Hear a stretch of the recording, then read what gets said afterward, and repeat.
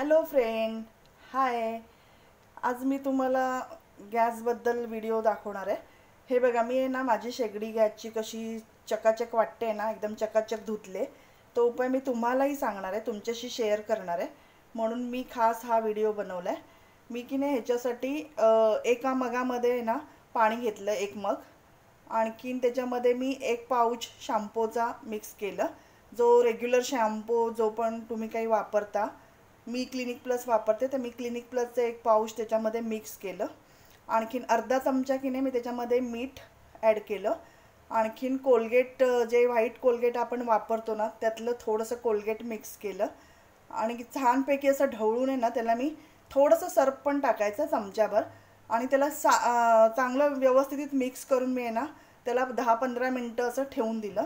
आणि नंतर मी ते गॅसवर सगळ्या बाजूला, म्हणजे पूर्ण गॅसच्या शेगडीवर ते मी ओतलं.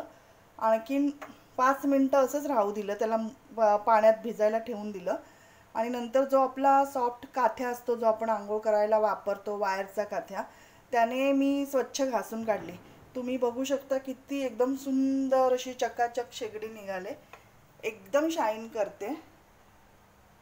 तुम्ही बघू शकता किती छान असं, म्हणजे एकदम शाईन होते.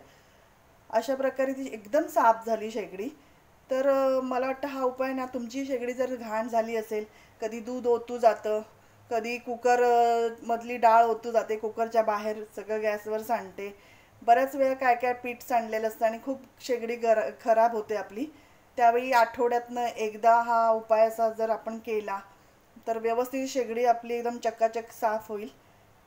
माझी तर झाली, तुम्ही करून बघा, एकदम छान स्वच्छ चकाचक होते. थँक्यू.